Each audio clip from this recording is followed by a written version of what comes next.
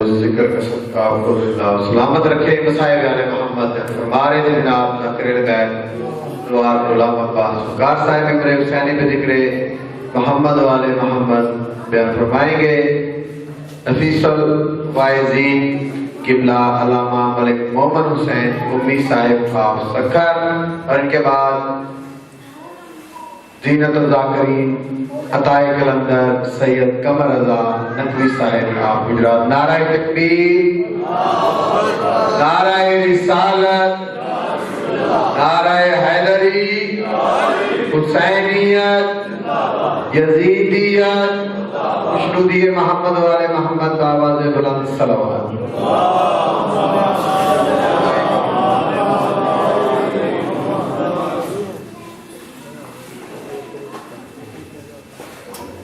محمد والے محمد بلند صلوات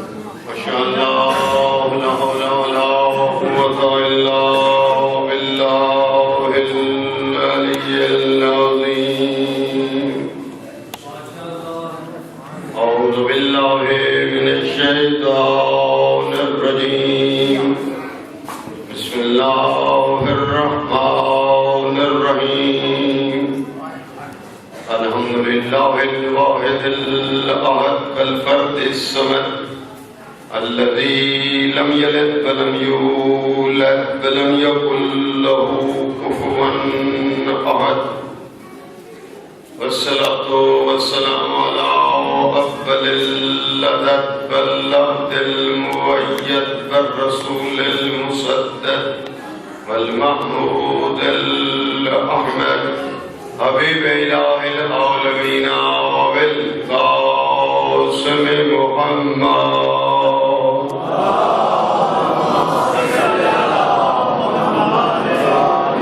آلہ الطیبین الطاہرین الغر الميامین المعصومین ولعنۃ اللہ علی اعدائهم من الآن إلى قیام یوم الدین رب اشرح لی صدری ویسر لی امری واحلل عقدۃ من لسانی یفقهوا قولی اما بعد فقد قال اللہ تبارک وتعالی فی کتابہ المجید وفرقانہ الحمید بسم اللہ الرحمن الرحیم یا ایھا الذین آمنوا اتقوا اللہ حق تقاته ولا تموتن الا وانتم مسلمون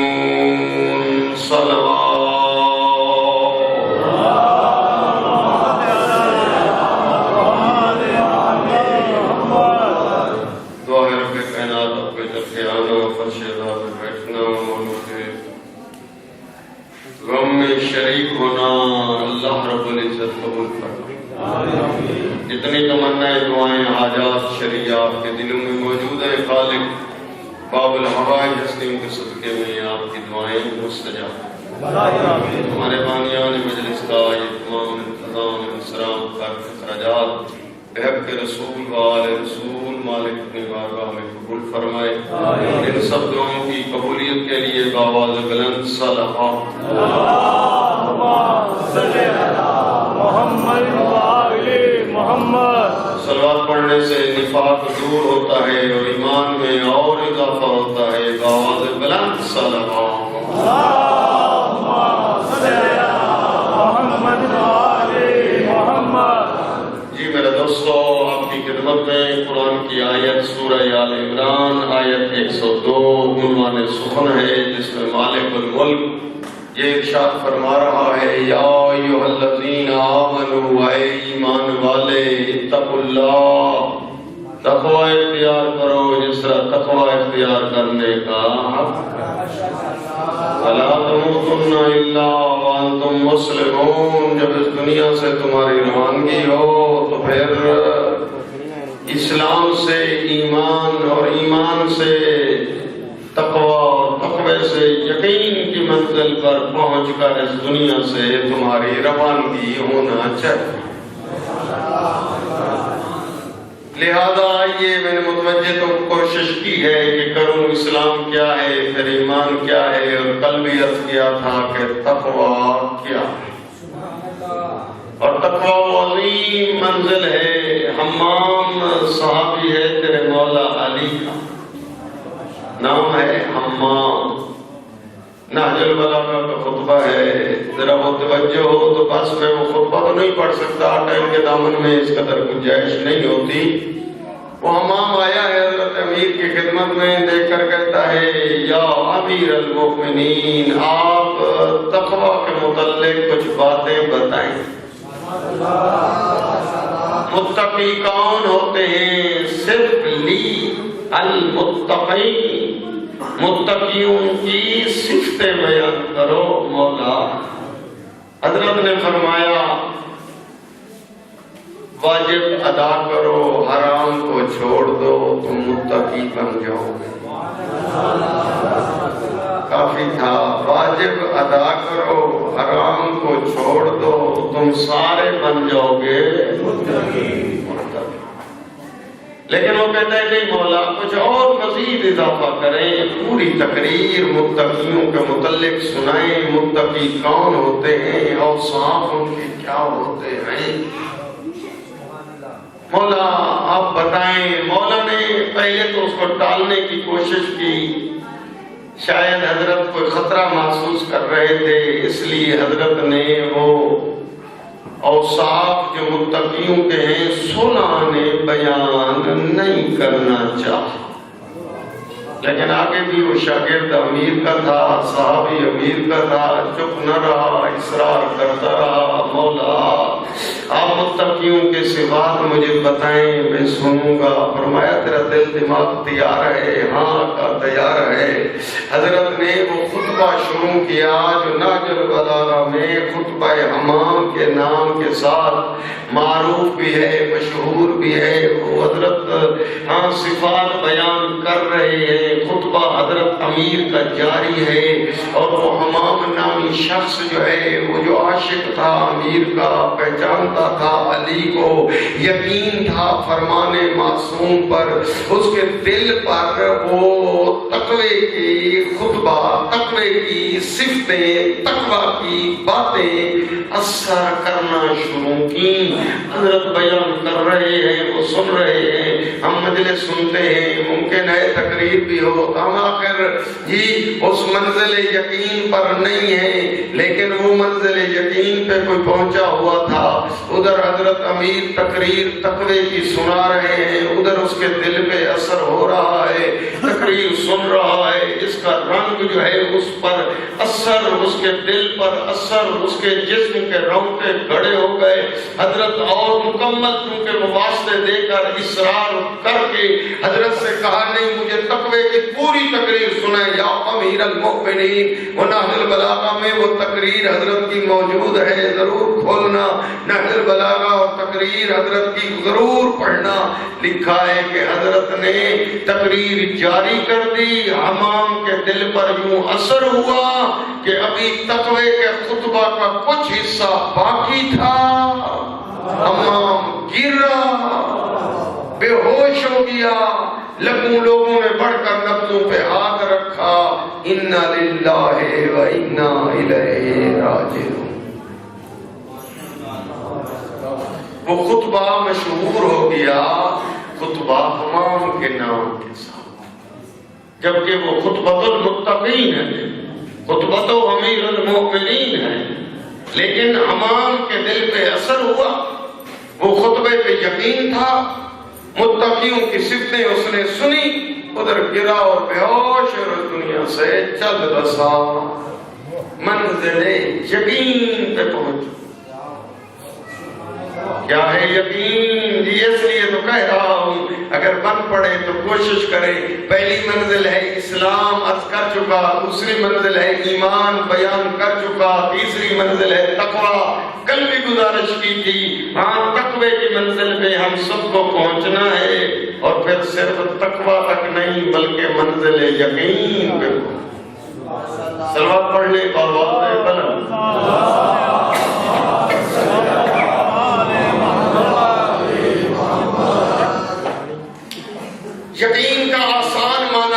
رکھ لے. یقین کیا ہے؟ غیب شہود میں بدل جائے تو یہ یقین ہے. ایک چیز غیب سنتے تھے نا، دیکھا نہیں تھا، اگر وہ غیب تمہیں نظر آنے لگ جائے تو یہ یقین ہے. جی دوپہر کے ٹائم سورج کا یقین سر کے اوپر، یہ یقین. جس طرح بھی بیٹھے ہو کہ آسمان کہاں ہے اوپر، زمین کہاں ہے نیچے، یہ یقین ہے. یقین کی 3 قسمیں ہوا کرتی ہیں. ایک ہوتا ہے علم الیقین، ایک ہے عین الیقین، اور تیسری ہے قسم حق الیقین.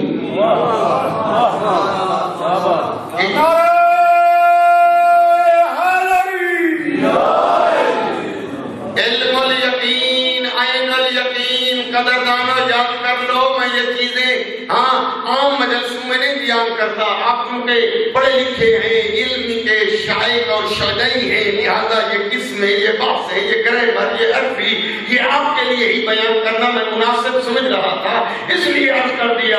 جی دور سے آپ کیسے پتہ چلے گا؟ علم الیقین کی مثال چاہیے. جی آپ نے دور سے دھواں اٹھتا دیکھا، آپ کو آگ کے ہونے کا یقین ہو گیا. یہ دھوئیں سے، دھوئیں کو دیکھ کر آگ کے وجود کا یقین ہو جائے، اسے کہتے ہیں علم الیقین. جی آپ وہاں پہنچ گئے سفر کر کے، دیکھا کہ آگ روشن ہے، اپنی آنکھوں سے، آنکھ کو عربی میں کہتے ہیں عین، آنکھوں سے آگ کو دیکھا تو یہ بن گیا عین الیقین. آپ نے ہاتھ آگ کے اندر ڈالا تو ہاتھ جلنے لگا، اسے کہتے ہیں حق الیقین، جس میں شک کا نہ گزر ہے نہ تصور ہے. ہم نے اس منزل پہ پہنچنا ہے میرے دوستو، حق الیقین کی منزل پر. کوشش کریں کہ مجلسیں اس لیے ہوتی ہیں، یہ پیش نماز حضرات اس لیے ہوتے ہیں تاکہ آپ کو قرآن سنا کر، حدیثیں سنا کر، تاریخ سنا کر اس منزل یقین پر پہنچا دیں. جی اور پھر جس کا جتنا درجہ بلند ہے وہ درجہ اس لیے بلند ہے کہ وہ یقین کی آخری منزل پر فائز ہے. جس درجے پہ یقین پہ سید الرسل ہیں، اس پہ باقی نبی اس درجے پر نہیں. ایک درجے ہے نا. حضرت ابراہیم عین الیقین بھی ہے، جی علم الیقین بھی ہے، لیکن گزر رہے ہیں اور ایک جگہ سے گزرے، ایک جانور مرا ہوا ہے، اس کا آدھا جسم جو ہے خشکی میں ہے، آدھا جسم جو ہے اس کا پانی میں پڑا ہوا ہے. پانی والے جانور نوچ کر اس مرے ہوئے جانور کا گوشت کھا رہے ہیں، خشکی والے جانور ادھر سے وہ اس کے جسم کا وہ ٹکڑے کھا رہے ہیں جو خشکی میں ہے. حضرت ابراہیم عرض کرتے ہیں مالک تیرا بیان ہے، تیرا حکم ہے کہ قیامت کے دن میں ہر شے کو زندہ کروں گا روح کو. ہاں مالک، یہ جو ادھر کھا گئے، یہ ادھر والے جانوروں کے اعضا بن گئے، وہ تو جانور چلے گئے. پھر جو پانی کے جانور کھا گئے، یہ گوشت ان کا حصہ اور جزء بن گیا اور وہ پھر پانی میں چلے گئے. پھر تو میرا مالک کیسے زندہ کرے گا؟ حکم ہوا ابراہیم اولم تؤمن، آئے ابراہیم یقین نہیں ہے؟ جی قول بلا، مالک کیوں نہیں؟ یقین ہے. جب تو نے فرما دیا بات ہی ختم. وَلَقِلْ لِيَطْمَئِنَّ قَلْبِي، چاہتا ہوں کہ میرا قلب مطمئن ہو جائے اور یقین کی آخری منزل پر پہنچ جاؤں. سن لیا؟ علم الیقین موجود، عین الیقین. بچاتے ہیں ابراہیم کہاں پہنچے؟ آخری فائنل درجہ. ہاں تو دیکھ کر ارشاد ہوا ابراہیم 4 پرندے پکڑ لے. 4 پرندے حضرت ابراہیم نے پکڑ لے، ان کو ذبح ہو گئے. ان کا گوشت کا قیمہ بن گیا. ان کو آپس میں ملا دے. وہ چاروں گوشتوں کا، پرندوں کا گوشت قیمہ آپس میں مکس یوں مل جائے کہ ذرا ذرا جدا نہ ہو، بالکل مکس. اس کو مختلف پہاڑوں کی چوٹیوں پہ رکھ دے، تھوڑا ادھر رکھ دے، تھوڑا ادھر، پہاڑوں پہ بکھیر دے. بِإِذْنِ اللَّهِ کہہ کر ابراہیم ذرا ان جان پکھی پرندے جو ہیں ان کو بلا، یہ چونچے جو ہیں یہ اپنے ہاتھ میں رکھ، وہ 4 پرندوں کی چونچے، کبوتر، مور، وہ 4 پرندے جو تھے، جی ہاں، اس کے حضرت ابراہیم نے اپنے ہاتھ میں رکھے، ہاں، بِإِذْنِ اللَّهِ، اللہ کے اذن سے حضرت ابراہیم نے ان 4 پرندوں کو بلایا، جب بلایا تو وہ گوشت جو قیمہ بن کے مکس کر کے پہاڑوں کی چوٹیوں پہ رکھا ہوا تھا، اڑ اڑ کر جس چونچ جس پرندے کے ساتھ اس کا تعلق تھا ادھر لگتا گیا۔ حضرت ابراہیم نے لکھا ہے کتاب میں، حضرت ابراہیم وہ چونچ جو ہے ہٹا کر اس کے ساتھ لگ رہا تھا، ہٹا کر ادھر لگاتے تو وہ گوشت مڑ کر ادھر لگتا، ادھر ہٹاتے تو مڑ کر یوں لگتا، یعنی دوسری جگہ نہ لگتا جس کے ساتھ تھا تعلق۔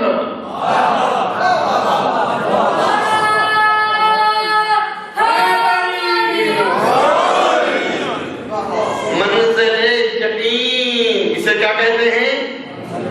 منزل یقین۔ اب حضرت امیر کا جملہ سنو گے، فتویٰ نہ لگانا، جی تھوڑا تھوڑا ذہن کو بڑا کرو تو انشاءاللہ العزیز باتیں سمجھ آ جائیں گی، اور کچھ باتیں نہیں سمجھ آ جائیں گی تو خیر ہے، پھر انشاءاللہ کوشش کرنا، پھر کوئی ذاکر پڑھ جائے گا، پھر کوئی عالم پڑھ جائے گا، پھر آپ کو پھر سمجھ میں آ جائے گا۔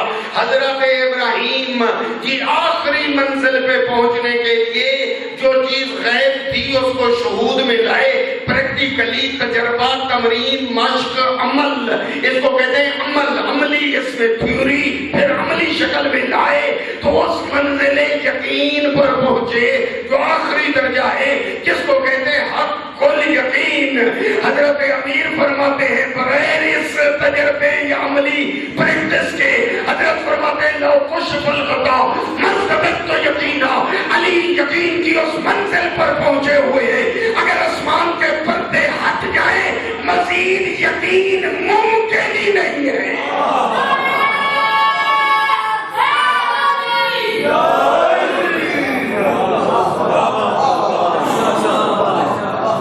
ابراہیم ان عملیات اور تجربات کے بعد ہے حق والیقین۔ علی فرماتے ہیں میں وہاں پہنچ گیا جہاں کوئی نہیں پہنچ سکا۔ یقین، یقین، بات ہے یقین کی۔ نوجوان اگر ذہن میں رکھ لو دوستو، بزرگ اجازت دو، یہ دنیا میں جو گناہ ہو رہے ہیں یا ہوتے ہیں، یہ ہوتے ہی اس لیے ہیں کہ یقین کی کمی ہے۔ ساتویں امام فرماتے ہیں جب صفات تقسیم کی گئی تو صفات تقسیم ہوتی گئی، لینے والے تھوڑے آ گئے، صفتیں جو تقسیم ہو رہی تھی نا تو لوگ آ گئے لینے کے لیے۔ شجاعت جب تقسیم ہو رہی تھی لوگ آ گئے، لے گئے شجاعت والی صفت، جی، اور سخاوت بڑھ رہی تھی تو آ گئے لوگ سخاوت لینے کے لیے آ گئے۔ عبادت تقسیم ہو رہی تھی، آ گئے لوگ، تقسیم ہو رہی تھی تو لینے کے لیے لے گئے۔ فرمایا وہ صفتیں بہت کم رہ گئیں اور زیادہ وہ صفتیں تقسیم ہو گئی۔ سرکار فرماتے ہیں جب صفت یقین تقسیم ہو رہی تھی تو لینے والے کم آئے، تقسیم تھوڑی ہوئی، بچ زیادہ گئی۔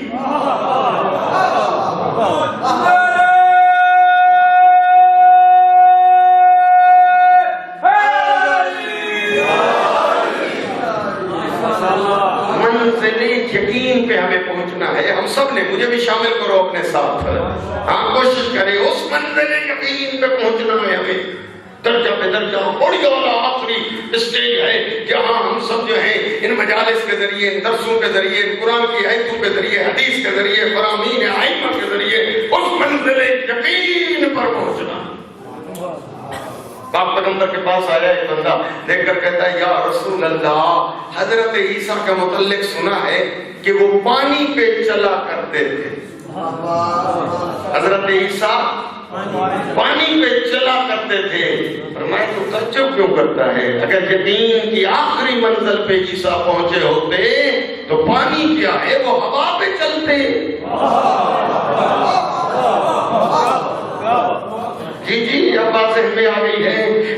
تو آپ کو علم ہے کہ جب امیر کائنات نے وہ در خیبر اکھاڑا، وہ پورا واقعہ آپ کے ذہن میں، وہاں سے ایک جملہ سن لو، باقی جملے نہیں جی ہاں۔ اس وقت لکھا ہے کہ ہم در خیبر جب اکھاڑا ہے، عجیب وہاں سامنے خندق کھودی ہوئی تھی یہودیوں نے، خندق بڑی چوڑی تھی، یہاں سے لے کر بہت دور تک، اور گہری بھی بہت زیادہ تھی۔ اپنے اس قلعے کی حفاظت کے لیے حضرت امیر نے وہ قلعہ خیبر جو ہے اس میں ہاتھ ڈالا۔ تاریخ کہتی ہے وہ لوہے کا دروازہ تھا، حضرت کا ہاتھ لوہے کے دروازے میں ایسے چلا گیا جس طرح موم میں کوئی چیز نقش ہو جائے۔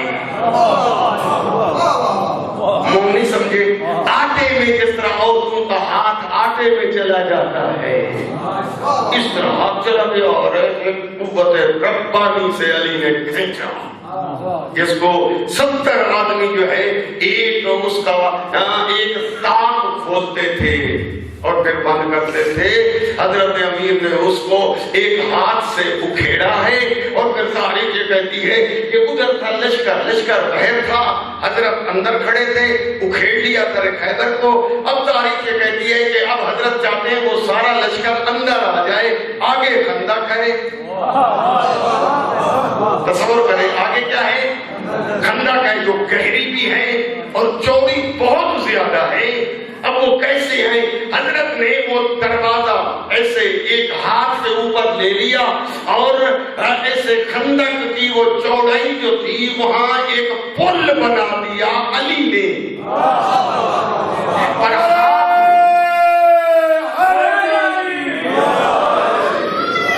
ہاتھ میں حضرت نے وہ دروازہ اپنے ہاتھ کے اوپر رکھ دیا، نیچے تو وہ گہرا ہے، وہ کوئی پلہ تھوڑا ہے، کوئی ستون تھوڑا ہے، لکڑی تھوڑی ہے دے دے، نہ حضرت نے وہ دروازہ اپنے ہاتھ کے اوپر ایسے لے لیا، ہوائی پل، ہوا میں جو پل ہوتی ہے ہوائی، ہوا میں پل کی طرح ایسے لے لیا تاکہ وہ لشکر جو بہ گئے وہ اندر آ جائے، لیکن وہ دروازہ کم پڑ گیا، خندق اتنا چوڑی تھی، دروازہ کم پڑ گیا۔ اب اگر ادھر کرتے ہیں تو ادھر رہ جاتا ہے حصہ، اگر ادھر کرتے ہیں تو ادھر رہ جاتا ہے حصہ خالی۔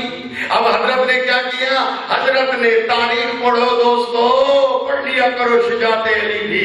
علی نے وہ دروازہ ادھر اس زمین کے قریب، وہ جہاں چوڑی اس دیوار کے قریب کیا، فرمایا لشکر اسلام کو کہ تم سوار ہو جاؤ، جتنے سوار ہو سکتے تھے، بندے بھی گھوڑے بھی، وہ سوار ہو گئے۔ لکھا ہے کہ حضرت نے پھر اس دروازے کو، میری طرف دیکھنا ذرا، یوں کیا تو اس دیوار کے قریب آ لگا، حضرت نے فرمایا تم اتر جاؤ، یہ سارے اتر گئے۔ پھر حضرت نے یوں کیا، جتنے بندے لشکر گھوڑے تھے سوار ہو گئے، حضرت نے پھر یوں کیا، وہ ادھر اتر گئے۔ ہوائی پل بنی ہوئی تھی، حضرت یوں کرتے لشکر اسلام سوار ہو جاتا، یوں کر کے اتار دیتے۔ ایک صحابی عرض کرتا ہے یا رسول اللہ، دیکھیں علی جو ہے ہاں کتنے عظیم ہے، پورا لشکر جو ہے وہ دروازے کے اوپر ہے اور دروازہ علی کے ہاتھ پہ ہے اور علی نیچے کھڑے ہیں اور وہ بھی۔ فرمایا تم ذرا پاؤں کی طرف دیکھو۔ اس نے دیکھا، عرض کرتا ہے آقا علی کے پاؤں زمین پہ نہیں ہیں، وہ تو ہوا پہ کھڑے ہیں۔ فرمایا میں نے نہیں کہا تھا جو یقین کی آخری منزل پہ ہو وہ ہوا پہ چلے گا۔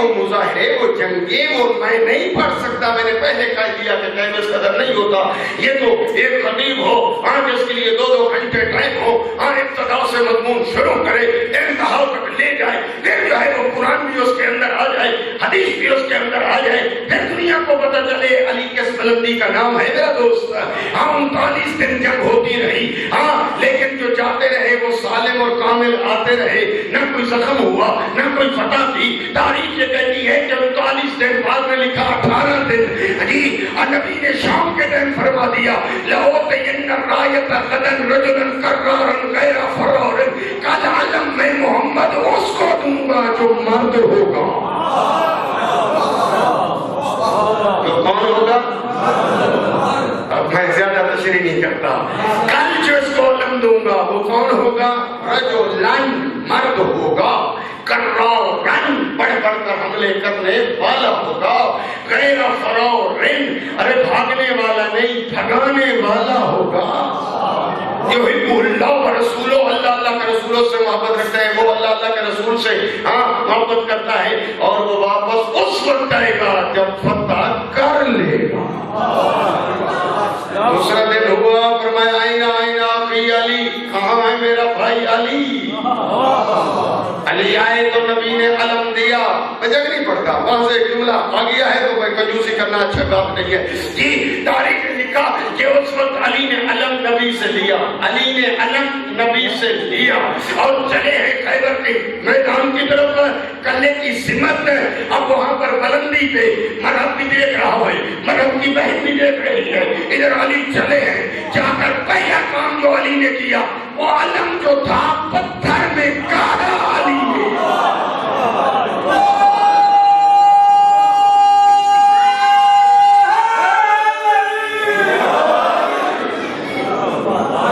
پتھر میں علم گاڑا، پتھر میں، مٹی نہیں کہہ رہا، پتھر میں گاڑا ہوئے علی نے۔ اور دیکھ رہے ہیں بلندی کے اوپر، مرحب کی بہن دیکھ کر کہتی ہے مرحب، ہاں یہ جو جوان آ رہا ہے نا اس سے جنگ نہیں کرنی۔ کہا کیوں؟ ذرا دیکھ چل کیسے رہا ہے، اس کا انداز کیسے ہے، اس کا ناز کیسے ہے، اس کو اپنی شجاعت پہ کوئی افتخار کیسے ہے۔ دیکھو دیکھو جو پہلے آتے رہے اس کو بھی دیکھتی رہی، کبھی دائیں دیکھتے تھے، کبھی بائیں دیکھتے تھے، کبھی آگے کبھی پیچھے موڑ کے دیکھتے تھے۔ یہ جو جوان آ رہا ہے اپنی شجاعت پہ کوئی اتنا اس کو اعتماد ہے، اتنا کوئی سکہ ہے کہ نہ دائیں دیکھتا ہے، نہ بائیں دیکھتا ہے، نہ پیچھے دیکھتا ہے۔ اس کی نگاہ جو ہے یا خیبر کے در پہ ہے یا تیرے سر پہ ہے۔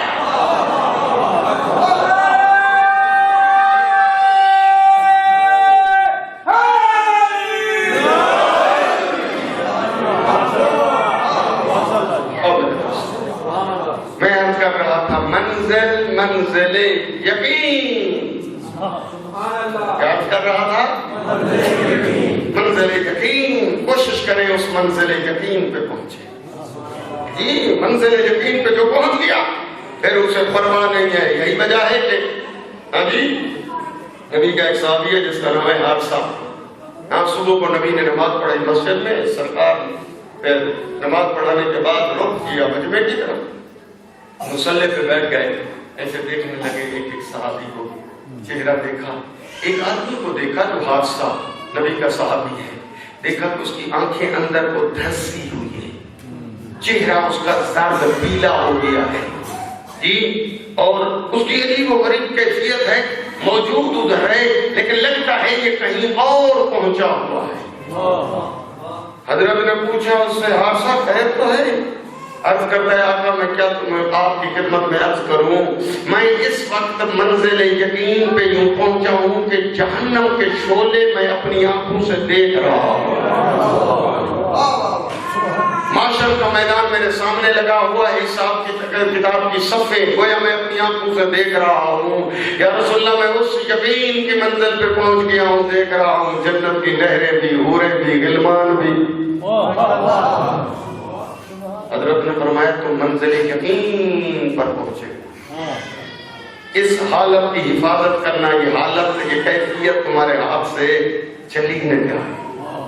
عجیب جملہ ہے، ہاں دیکھ کر کہتا ہے یا رسول اللہ میرے لیے ایک دعا کرو، وہ یہ دعا کرو کہ میں منزل شہادت پہ پہنچ جاؤں۔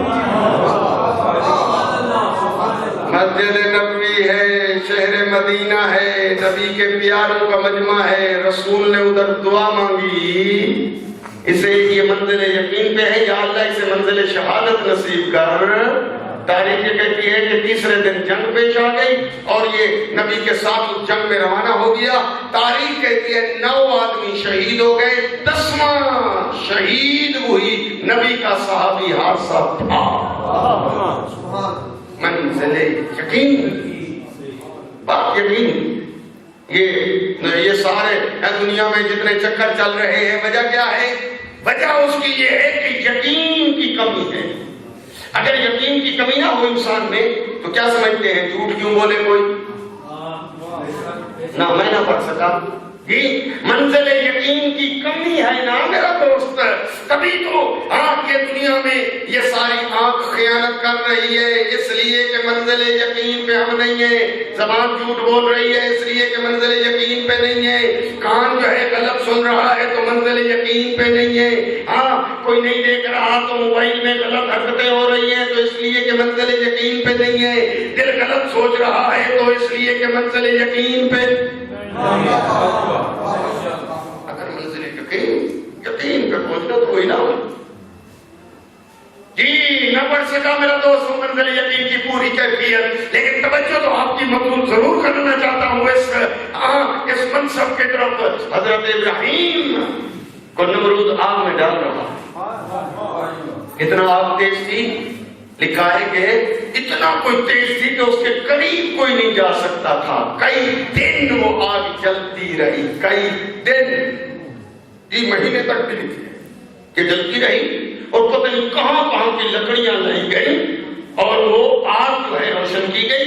اب جب آگ بہت تیز ہو گئی اب بھئی فیصلہ ہوا نمرود کا کہ ابراہیم کو آگ میں ڈالے.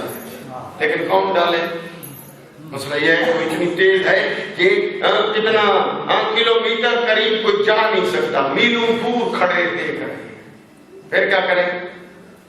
منجیک کی آگ کی گئی. منجیک میں حضرت ابراہیم کو باندھ کر ڈالا گیا. اور منجیک تو سمجھتے ہیں نا، وہ جھولا بہت بڑا لمبا، اس طرح بادشاہی ایک منجیک بنے گے. اس طریقے سے جب منجیک جو ہے اس کو 2-3 چکر آئیں گے اور پھر یہ تیزی میں آگے اور پیچھے جائے گی تو پھر اس کو یوں کھینچا جائے گا کہ آپ کے اندر جو ہے جناب ابراہیم جا گرے.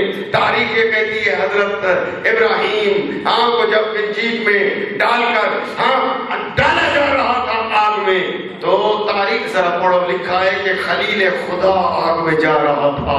حوریں رونے لگ گئی، ملائکہ نے تسبیحیں چھوڑ دی. چرند و پرند ہوا میں ایک دفعہ دم خود ہو گئے. دیکھ کر کہ یا اللہ تیرا حبیب آگ میں جا رہا ہے. جبریل عرض کرتا ہے یا اللہ اگر مجھے اجازت ملے تو میں جا کر ابراہیم کی مدد کروں. اجازت ملی، حضرت جبریل آ گئے. دیکھ کر کہتے ہیں جبریل تو آگ میں جا رہا ہے، مدد کی ضرورت ہے؟ کہاں ہے؟ کس کی؟ کہاں مدد کی ضرورت ہے پر تیری نہیں. مجھے میرے مالک کی مدد، تمہیں مدد مانگنا یہ ہے منزل یقین. منزل مدد مانگنا کہاں مانگوں تو تب جب اس کو علم نہ ہو.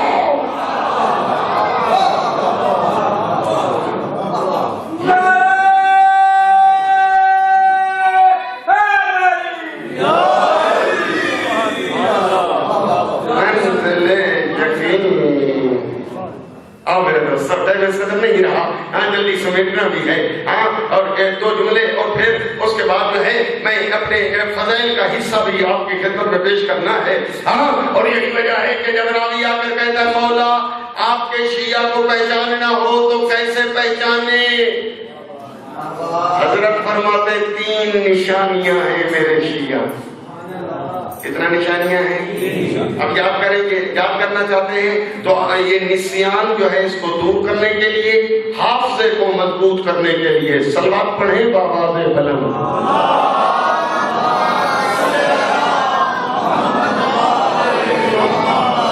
حضرت فرماتے ہیں ہمارے شیعہ کی پہلی نشانی یہ ہے محافظتہم للصلاۃ فی اول الوقت. ہمارے شیعہ کی پہلی نشانی یہ ہے کہ نماز کو وہ ادا کرتا ہے اول وقت میں. یعنی نماز کا ٹائم ہو جائے تو پھر محفل میں بیٹھا نہیں رہتا کہ شام تک نماز کا ٹائم ہے بیٹھے رہو. نہیں، اول وقت میں حضرت فرماتے ہیں جو نماز پڑھے اسے کہہ دو یہ علی کا شیعہ. اب طول و تفصیل کی گنجائش نہیں. نماز میرا دوست بعض اوقات میں بھی حیران ہو جاتا ہوں.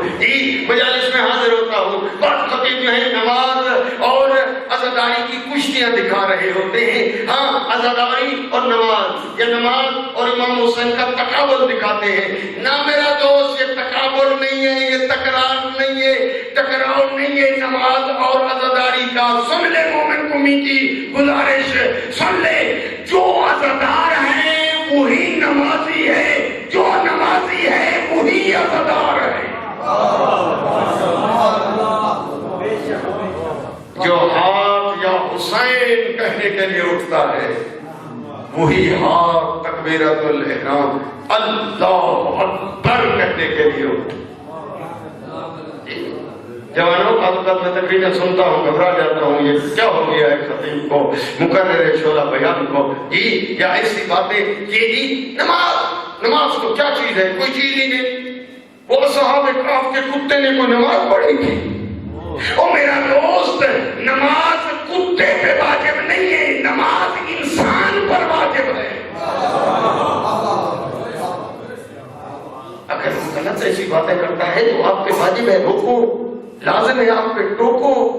جی نماز، قرآن کہتا ہے اقیموا الصلاۃ ولا تکونوا من المشرکین، نماز قائم کر اور مشرک نہ بن. قرآن کا مذاق نہیں اڑانا چاہیے میرے دوست. بعض کہتے ہیں ایسی نماز جی مسجد تو مقتل ہے، قتل گاہ ہے، امام کی مقتل قتل گاہ میں ہم کیسے جائیں؟ اور میرا دوست مقتل میں نہ جانا ہوتا آقا علی کی شہادت کے بعد امام حسن نہ جاتے.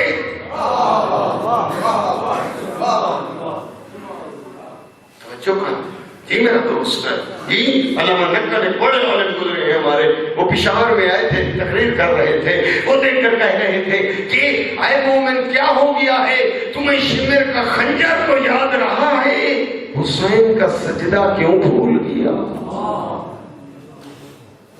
کوشش کر.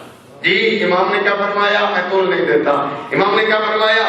دیکھ کر فرمایا کہ شیعہ کی پہلی نشانی یہ ہے محافظتہم الصلاۃ فی اول الوقت.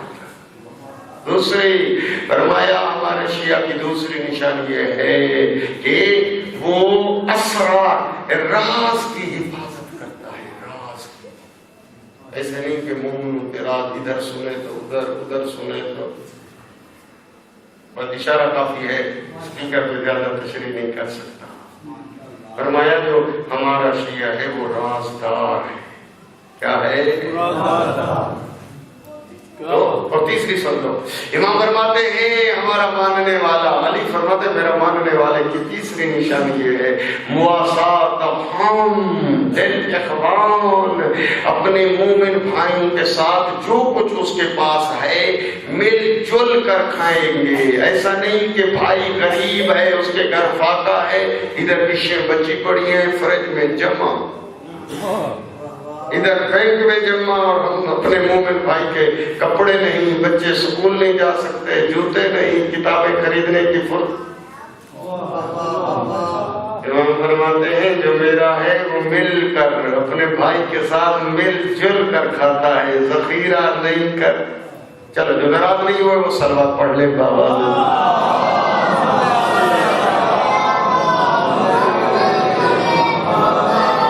جی میرا دوست، میں اس کا کہا تھا آپ کی خدمت میں، جی یا ایھا الذین آمنوا، آئے ایمان والے، آئے ایمان والے. اور اس ایمان میں یہ پہلی ولایت ہے اللہ کی، جسے کہتے ہیں لا الہ الا اللہ.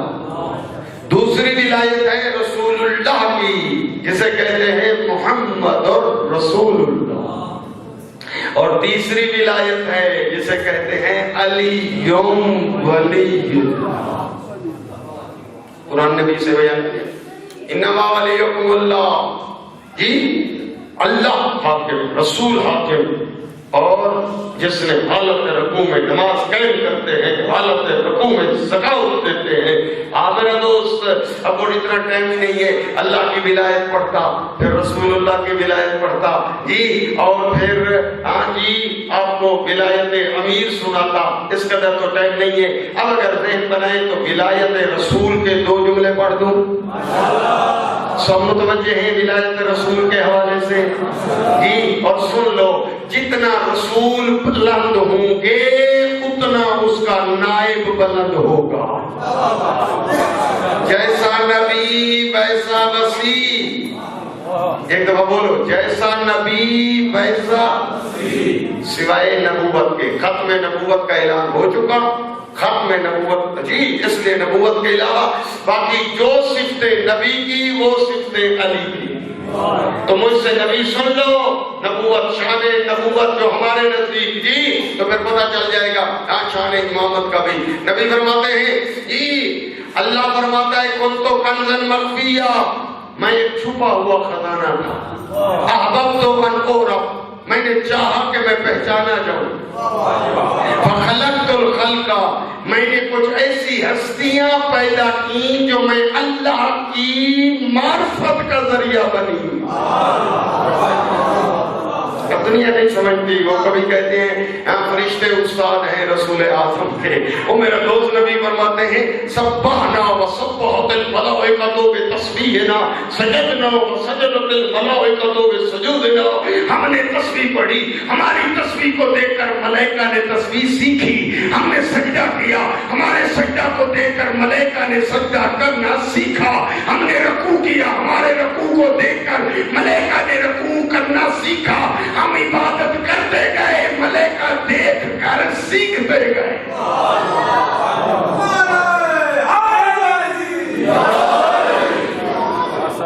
میرے نبی نے فرمایا اول ما خلق اللہ نوری. سب سے پہلے اللہ نے میرے نور کو خلق کیا. سب سے پہلے اللہ نے میرے نور کو خلق کیا. ذہن میں آ گیا سب سے پہلے اللہ نے میرے نور کو خلق کیا.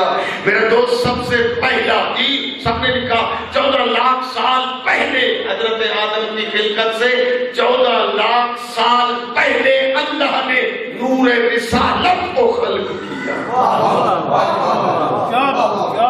چلو آپ کا ایمان اور تازہ ہو جائے جی. یہ صرف ایک نور تھا ظاہر میں ایک اندر میں 5. نہ ایسا نہیں مانیں گے ایسے تھوڑا دلیل سننے. ہاں نبی کیا فرماتے ہیں نبی دیکھ کر فرماتے ہیں انا و علی من نور واحد. میں اور علی ایک نور کے 2 حصے ہیں. یعنی جب سے پہلا حصہ تب سے دوسرا حصہ جب سے نبی تب سے علی.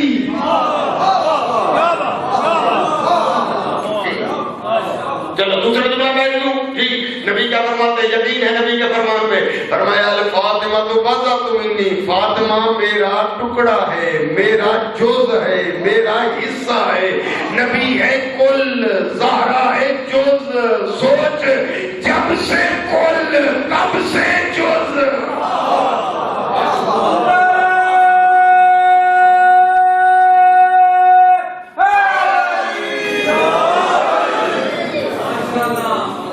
آپ کی توجہ ہو گئی نا.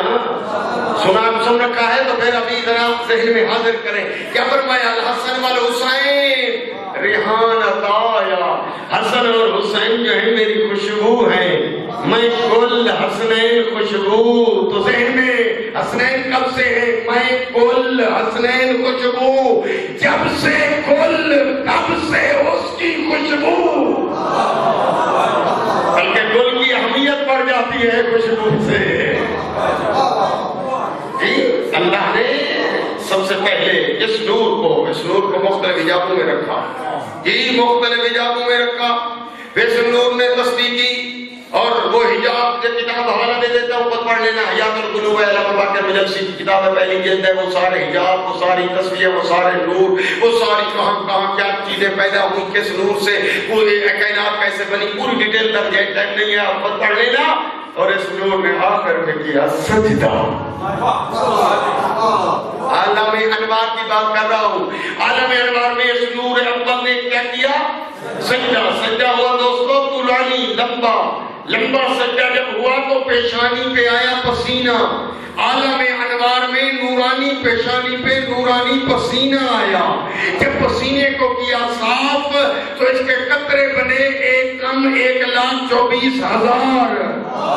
ارشاد رب العزت ہوا میرا حبیب یہ تیرا عالم انوار میں نورانی پیشانی کا فرمایا یہ نورانی پسینہ کوئی معمولی پسینہ نہیں ہے، میں تیرے اس پسینے کے ایک ایک قطرے سے ایک ایک نبی پیدا کروں گا۔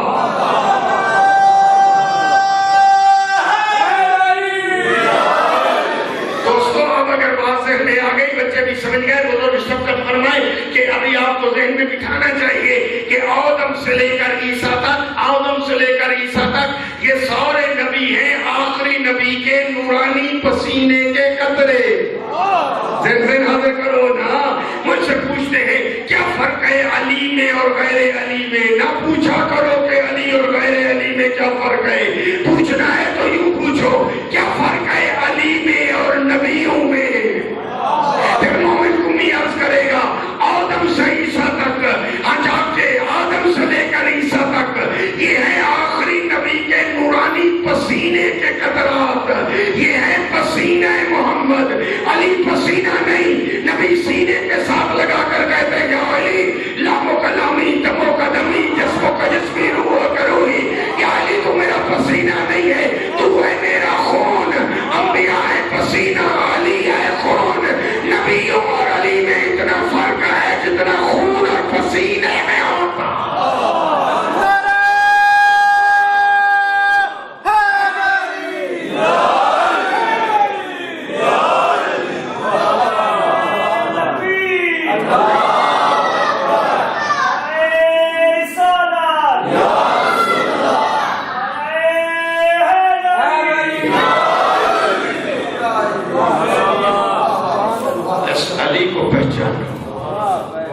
شان رسالت تب سمجھ میں آئے گی جب نبی کی عظمت سیالکوٹ والے راویوں کے روایتوں سے نہ پوچھو بلکہ قرآن کی آیتوں سے پوچھو۔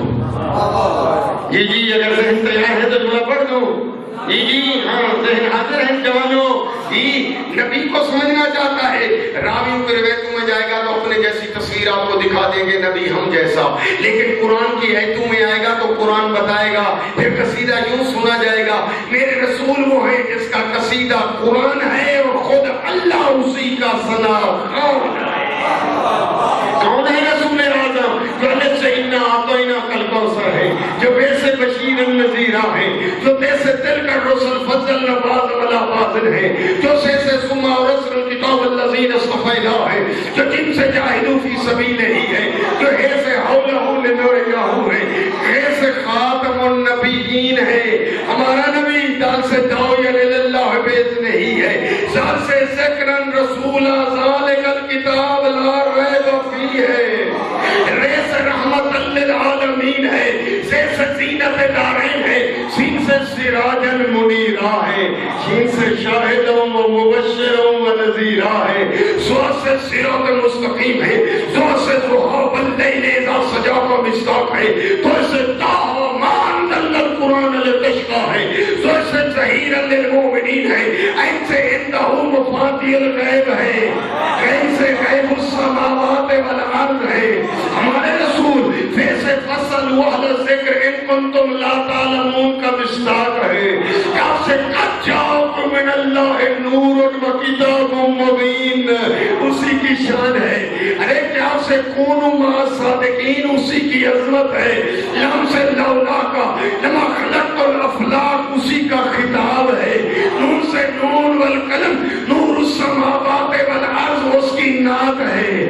میم سے میت الرسول فقد عطا اللہ اس کی اطاعت ہے۔ واپ سے ولیت رب العالمین اس کی ولایت ہے۔ ہے سے حلق والانصاب ہین من الدہر لم یکن شیء مذکورا ہے، اور یہ سے یاسین والقرآن الحکیم انک لمن المرسلین۔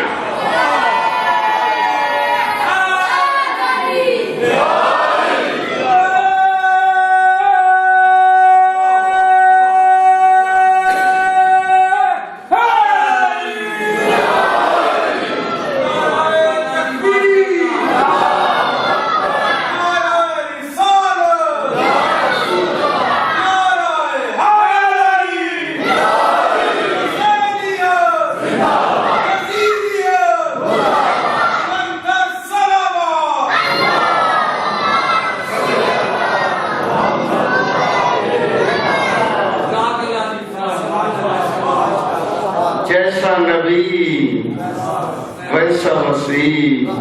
نبی کو سمجھو تو پھر علی سمجھ میں آئے گا. جی ورنہ یہ جی میرا دوست کیونکہ ایک نور کے دو حصے.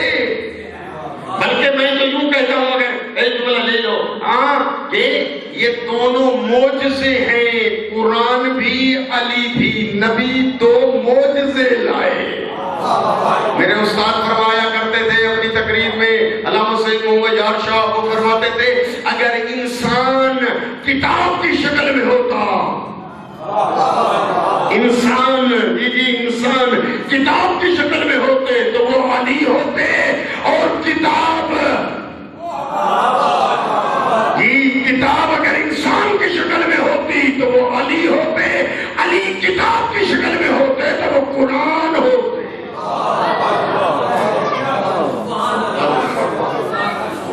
اللہ نے ہر نبی کو جو معجزہ دیا ہے وقت کی ضرورت کے مطابق. آپ کو تو پتا ہے حضرت موسیٰ کو کون سا معجزہ دیا؟ جادوگری پر غالب. جو چیز عروج تھی اس کا توڑ. جادوگری عروج. حضرت موسیٰ کو معجزہ دیا جس نے جادوگری کو توڑ دیا. حضرت عیسیٰ کے دور میں علم طب کا عروج تھا کہ وہ ناز کرتے تھے ایک دفعہ مریض کو لے آؤ دیکھیں ہم کیسے ٹھیک کرتے ہیں. حضرت عیسیٰ کو معجزہ دیا کہ ان کے علم طب پہ غالب جاؤ عیسیٰ تم یوں معجزہ دکھاؤ کہ وہ مریضوں کو ٹھیک کرتے ہیں تو باذن اللہ مردوں کو زندہ کر رہا. جب آخری نبی آ رہے تھے تو اس وقت فصاحت کے ڈنکے بج رہے تھے اور کہتے تھے نحن الفصحاء والبلغاء. فصیح ہے تو ہم, بلیغ ہے تو ہم, ہمارے برابر کون. یہ تو عجم ہے گونگے. عجم نہ گونگے. یہ تو گونگے ہیں ان کو نہ کلام ہے نہ بلیغ ہے نہ فصیح. ناز تھا تو فصاحت پہ اور دوسرا ناز تھا ان کو اپنی شجاعت پہ. کہتے تھے تلوار کے دھنی ہیں تو ہم, تلوار چلانا چاہتے ہیں تو ہم. جب شروع ہو جاتی 100 سال تک جاہلی تھی وہ جنگیں جاری رہتی. اپنے برابر کسی کو نہ سمجھتے تھے. ناز تھا شجاعت پہ, ناز تھا فصاحت و بلاغت پہ. جب اللہ نے اپنے حبیب کو بھیجا میرا حبیب چلے جا مکے اور اگر عرب کے بدو آپ کے مقابلے میں آئے اور اگر وہ اپنی فصاحت و بلاغت کے قصیدے پیش کریں تو آپ قرآن پیش کر دینا. اگر شجاعت پیش کریں تو آپ حیدر کرار پیش کر دینا.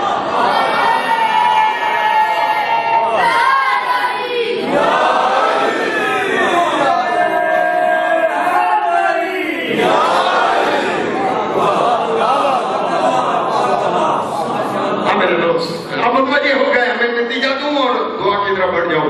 آپ کی توجہ ہو گئی ہے لہذا میں نتیجے کے 2 جملے پڑھ دوں. میرا دوست میں نے جو قصیدہ آپ کو سنایا آپ نے چپکے سے سنا.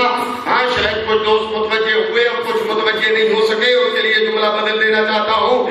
یہ ایک ہے سورت نبی, ایک ہے سیرت نبی. فرق کریں آپ پڑھ لکھے ہیں. اللہ نے جو کچھ اپنے حبیب کو دیا اسے کہتے ہیں سورت نبی. نبی نے جو کچھ کر کے اپنی امت کو دیا اسے کہتے ہیں سیرت نبی. جملہ یاد رکھو. جو قصیدے میں نے سنائے اور آپ نے چپکے سے سن لیے اللہ نے بیان فرمائی یہ ہے سورت نبی. میں سمجھا سکا؟ اور میرا دوست یہ والشمس وضحاہا یہ قصیدہ ہے نا نبی کی صورت کا نام. جس کا چہرہ والشمس وضحاہا ہے, جس کی آنکھیں وما زاغ البصر ہے, ارے جس کی زلفیں واللیل اذا سجا کا مصداق ہے, جس کے ہاتھ وما رمیتا اذ رمیتا ولکن اللہ رما ہے, جس کی زبان وما ینطق عن الہوی ان هو الا وحی یوحی ہے, ارے جس کا سینہ علم نشر لک صدرک کا مصداق ہے, چپ چاپ ساتھی جس کا دل نزلہ علی قلب کے تحت اصل قرآن ہے, جس کی ابتداء سفر سبحان الذی اسری بعبدہ لیلا من المسجد الحرام الی المسجد الاقصی ہے, جس کی انتہاء سفر فدنا فتدلی فقاب قوسین او ادنی ہے, جس کی حقیقت کا جاءکم من اللہ نور و کتاب مبین ہے, اور جس کا مکمل وجود وما ارسلناک الا رحمۃ للعالمین.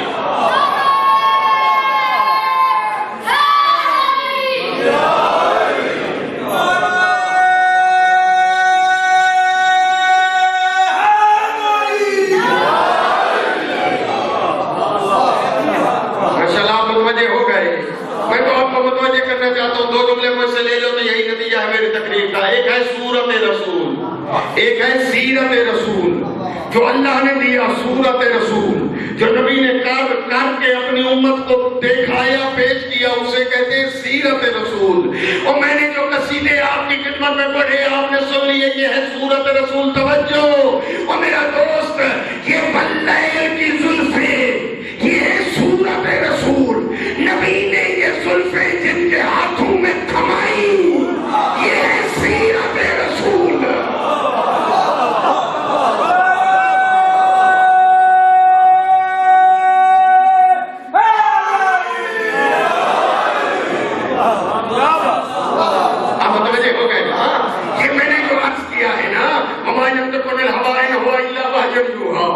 ये है सूरत रसूल। नबी ने इस जबान के जरिए जिनके कसीदे पढ़े, ये है सीरत रसूल। मेरी तरफ देखे, नबी का इत्तिबा से दुआ, ये वमा रमैता इज़ रमैता वलाकिन अल्लाह रमा, ये नबी के कंधों का कसीदा, ये है सूरत रसूल। नबी ने इन कंधों पे जिनको बिठाया, ये है सीरत रसूल। नबी मदीने की गलियों में चले, अल्लाह उन गलियों की कसमें उठाए, ये है सूरत रसूल। नबी के पाँव का कसीदा, ये है सूरत रसूल। नबी जिसकी आमद पे खड़े हो जाए,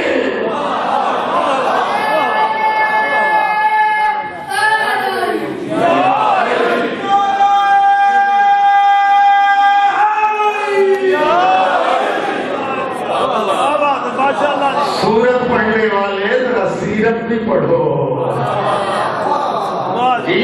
अगर दुनिया ने सीरत पढ़ी होती, मैं जिम्मेदारी से कहता हूँ, फर्जंद रसूल से मदीना न छुड़ाया जाता।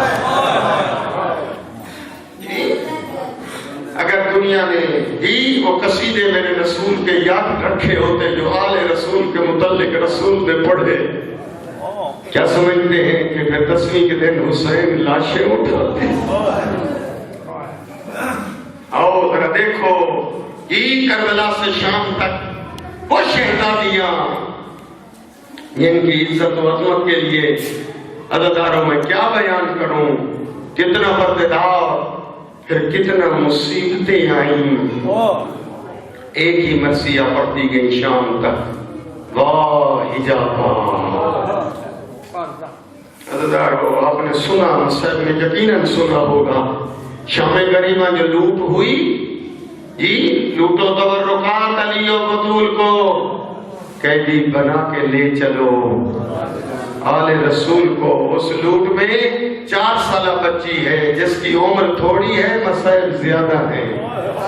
तारीख ने लिखा, शिमर ने आकर इस मजलूमा बच्ची के कानों से गोशवारे उतारे नहीं, मुझे माफ कर देना छोटी औलाद वाले जी, बल्कि मैं कहता हूँ मांगता तो बीबी दे देती शायद जी, लेकिन इस जालिम ने मांगे नहीं, उतारे नहीं, कुछ यूं खींचे, कुंडे बंद रहे, गोशवार जालिम के हाथों में जा पहुंचे।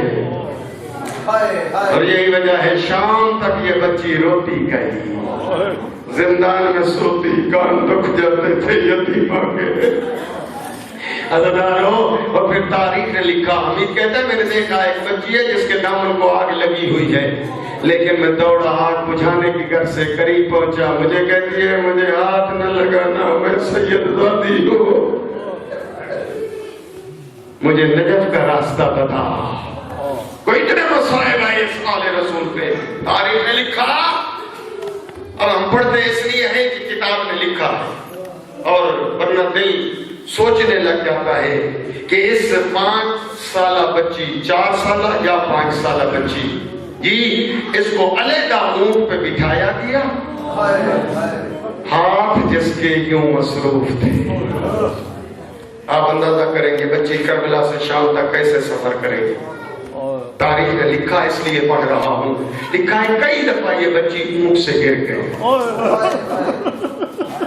कई दफा ये बच्ची ऊंट से गिर गई जी। काफिला रुक जाया करता था, शहजादियां ऊंट से उतर जाती और जाकर बच्ची को ले आती, फिर ये काफिला फिर चल पड़ता।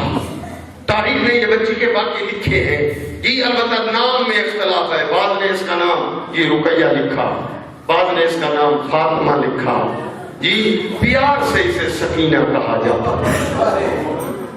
تاریخ لکھا جب یہ لٹا ہوا قافلہ شام پہنچا دربار شام میں یزید راوی کہتا ہے کہ اس وقت کرسیاں لگی ہوئی تھی، ہر سفیر کرسی پہ بیٹھا ہوا تھا، یہ بیویاں دربار میں پیش تھیں، تو میں کیسے پڑھوں؟ اس وقت سفیر روم پوچھتا ہے یزید یہ سامنے جو بچی کھڑی ہے کافی دیر سے دیکھ رہا ہوں، ایک ہاتھ منہ پہ ہے ایک ہاتھ گلے پہ ہے، اور جب تھک جاتی ہے ایک پاؤں اٹھاتی ہے دوسرا رکتی ہے، وجہ کیا ہے؟ ایک ہاتھ منہ پہ ایک ہاتھ جناب سکینہ کی طرف اشارہ کیا، دیکھ کر فرماتی ہے ظالمو باقی بیویوں کے سر کے بال بڑے ہیں، انہوں نے بالوں سے چہرہ چھپایا ہے، میرے بال چھوٹے ہیں، میں اپنے ہاتھ سے چہرہ چھپائے کھڑی ہوں، اور ایک ہاتھ گلے پہ کیوں ہے؟ ظالموں نے رسی کھینچ کے یوں باندھ دی ہے کہ میں سانس نہیں لے سکتی، اور چھوٹی اللہ سفیر روم کے کہنے کی وجہ سے یزید نے ایک سپاہی سے کہا، آگے بڑھ کر کہتا ہے بچی کے گلے سے رسی ڈھیلی کر دے، وہ جیسے سپاہی آگے بڑھا بچی کے قریب دیکھ کر کہتی ہے مجھے ہاتھ نہ لگا، میں حسین کی بیٹی ہوں، اگر رسی ڈھیلی کرنی ہے تو میرے بھائی سجاد کو اجازت مل جائے۔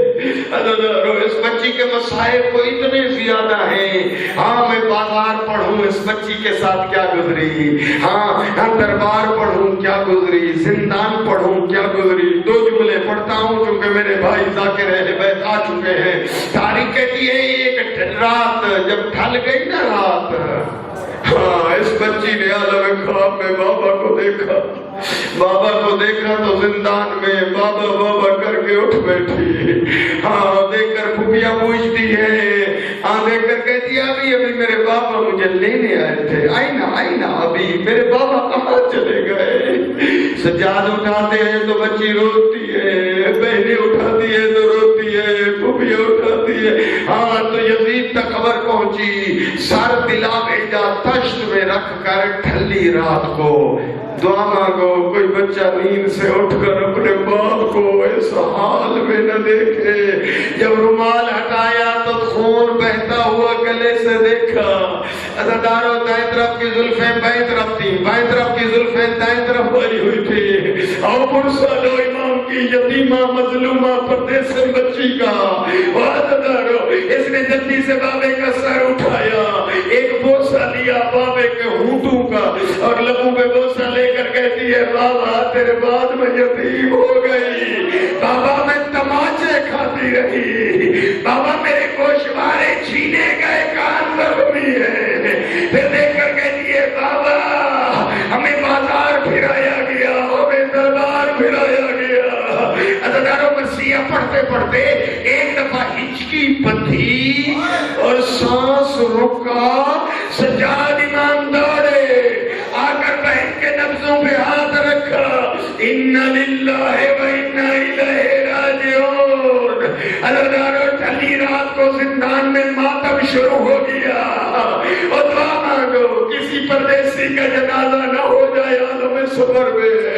مجھے نہیں معلوم امام نے اپنی بہن کو غسل کیسے دلایا، کہاں سے کفن لا کر پہنایا، ایک روایت پڑھ دیتا ہوں شاید آپ کو بات سمجھ میں آ جائے۔ عزاداروں تاریخ نے لکھا کہ امام سجاد اور جب جنازہ تیار کر کے بہن کا حوالے کیا ہے، امام سجاد کے ہاتھوں پہ رکھا، کڑیوں والے ہاتھوں پہ بہن کا جنازہ لے کر چلے ہیں غریبوں کے قبرستان۔ عزاداروں ایک قبر تیار ملی، قبر میں اتارنا چاہتے ہیں، کوئی ایک لینے والا ہو کوئی ایک دینے والا ہو۔ عزاداروں قبر سے دو ہاتھ بہر برآمد ہوئے، سجاد میری بیٹی کا جنازہ مجھے دے دے، میں اس کا بابا لینے آیا ہوں، تماچے کھاتی رہی ہے۔ اور قبر بند ہو گئی۔ تاریخ نے لکھا علامہ سے صفدر حسین نجفی تاریخ نصارہ نجران کے حوالے سے پڑھا کرتے تھے کہ صلاح الدین ایوبی شام کا بادشاہ، اس نے ایک نہر کھودوائی اسی قبرستان کے پاس سے، اور جب اس پہ پانی آیا تو سیلابہ قبروں پہ آ گیا۔ قبرستان کا مجاور تھا سید ہاشم، اس کی 3 بیٹیاں تھیں. یہ کے بعد دیگرے ان بچیوں کے خواب میں یہ معصومہ آئی. اپنے بابا سے کہہ دو میری قبر میں پانی آ رہا ہے. سید ہاشم سے کہہ دو میں پیاسے باپ کی پیاسی بیٹی ہو, میری قبر یہاں سے منتقل کر دے رات کے ٹائم. وہ سیدزادیاں بچیاں سید ہاشم کی روتی رہی پر خواب اپنے بابا کو نہ سنایا. جب تیسری شب آئی آ کر کہا مجھے یتیم سمجھ کر پرواہ نہیں کی, اور میں پردیس سے نہ ہوں اس لیے اپنے بابے کو تم نہیں کہہ رہی. میری قبر کے اندر پانی آ گیا ہے. ادگارو یہ بچیاں اٹھ بیٹھی روتے ہوئے اپنے بابا کے پاس گئی, خواب سنایا. سید ہاشم اٹھے اور بھی سیدزادیوں کو ساتھ کیا. آ کر ڈھلی رات کو معصوموں کی قبر کھولی. سید ہاشم نے جیسے قبر کھولی عددارو کیا دیکھا, پانی قبر کے اندر آ رہا تھا. ہاں یہ رک گیا. دیکھ کر کہتا ہے اس کا جنازہ میں نہیں اٹھاتا. اپنی بیٹی بچیوں سے کہا تم آؤ اس معصومہ کا جنازہ اٹھاؤ. عددارو سید ہاشم کی پہلی بیٹی آگے بڑھی, جیسے جنازے کو اٹھایا رو کر کہتی ہے بابا یہ تو میلے قمیض میں دفن ہے بچی. اس کا کفن ایک کرتا ہے جو ایک طرف سے جلا ہوا ہے, لگتا ہے شام غریباں اس کے قمیض کو کوئی آگ لگ گئی تھی. اور ماتم کرو مذہب میں جیسے بدارو تاریخ ایسے کہتی ہے. بچیوں نے ماتم شروع کر دیا. دوسری بچی آگے بڑھی رو کر کہتی ہے بابا یہ تو کوئی اتنا مظلوم ہے ابھی تک اس کے ہاتھوں میں رسیاں بندھی ہوئی ہیں. اور یہی وجہ ہے قیامت کے دن سیدہ زہرا مقدمہ دائر کرے گی. میرے اللہ تیری عدالت ہے انصاف کر, کیا قصور ہے میرے 14 سال کے قیدی موسیٰ کاظم کا جس کے ہاتھوں میں ابھی زنجیر, اور کیا قصور ہے چھوٹی بچی کا جس کے کانوں سے خون جاری ہے رسیاں ہاتھوں. اِنَّ لِلَّهِ وَإِنَّا إِلَيْهِ